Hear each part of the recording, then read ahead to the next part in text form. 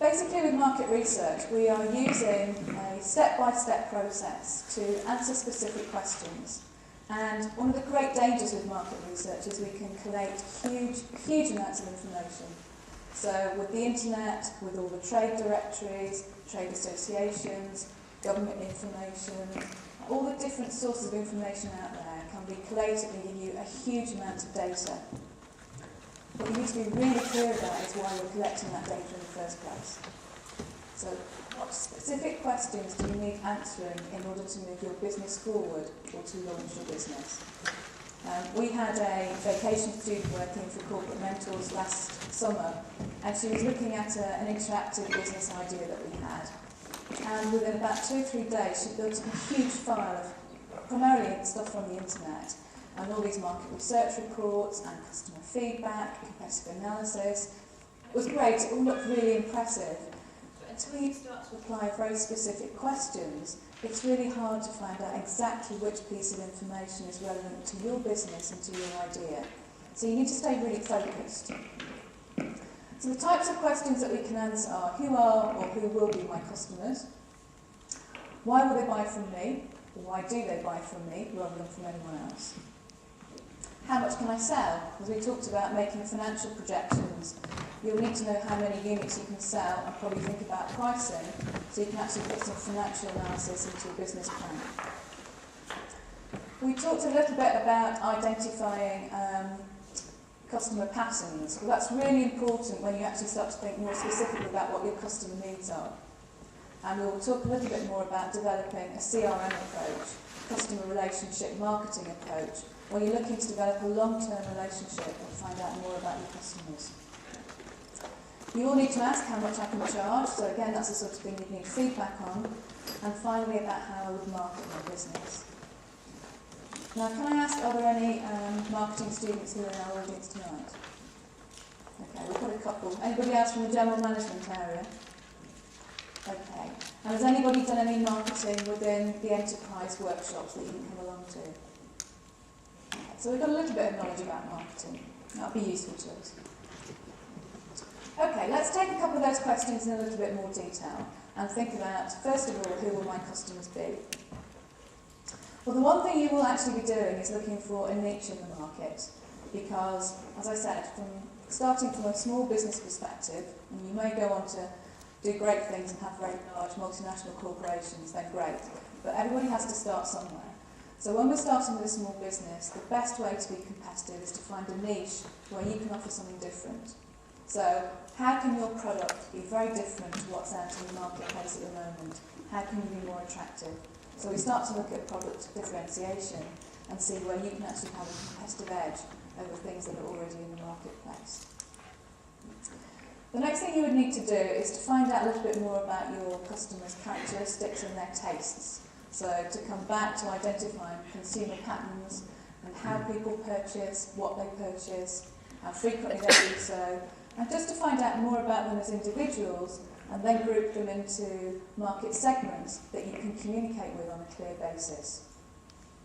I will talk to you a little bit more towards the end about a particular tool you can use to do market segmentation. There's something called cameo segmentation, which can be really useful to look at consumer lifestyles and to look at where people live. It's actually coded by postcode, so you can be very specific in who you talk to and how you communicate with them. And then finally, once you've gathered the information, once you've gone through the product differentiation to think about how you offer something that's different, when you've looked at market segmentation to see who you're going to be communicating with and who your target customers are, you can then go on to tailor your product or your service and your marketing campaign to actually make sure you satisfy all the criteria. So it really is a step-by-step process. And as I said, it's very tempting to jump in and to do what your gut reaction tells you, or something that you're excited about, or something you may think you have access to already in terms of a customer base. And all that is great, but there's also a step-by-step process to work through, which can give you more information to make that process more slick and more effective. Are there any questions on what we've done so far? It's a very quiet audience tonight. I'm sure that you'll get more vocal as the evening goes on. Okay. If we want to talk a little bit more about identifying the market segments, Cameo is a segmentation tool that is actually available on the internet, and I'll give you a reference at the end which takes you to a PDF document and tells you a huge amount of information about this particular classification system. All you need to know for the moment is there are different ways of actually dividing all of the customers out there into different groups, what we call segments, so that you can actually make your design and development processes and your marketing processes much more effective. It's very difficult to go out and get a message out to 60 million people living in the UK who may be your potential customers. If you actually narrow that down and define a specific target audience who are much more likely to be receptive to your product or service, then it makes it more easy to communicate with them and to target your advertising, as I say, when budgets may be tight. So these are just some of the ways that we may actually divide the marketplace up. And I won't go through them individually, but the first thing you need to think about is whether you have a consumer product or service, or whether it's going to be an industrial or professional market. So is it consumer to consumer, business to business, business to consumer? How are you actually going to look at the product or service that you offer and which market we're targeting it at? And then I've given you some examples of how you can actually divide the customers up.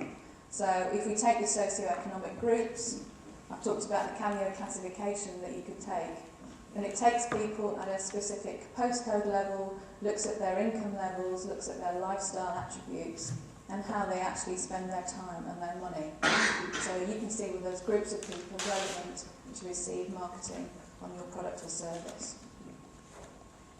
So the questions that you need to be asking yourself about your business idea or your product is, what is your niche?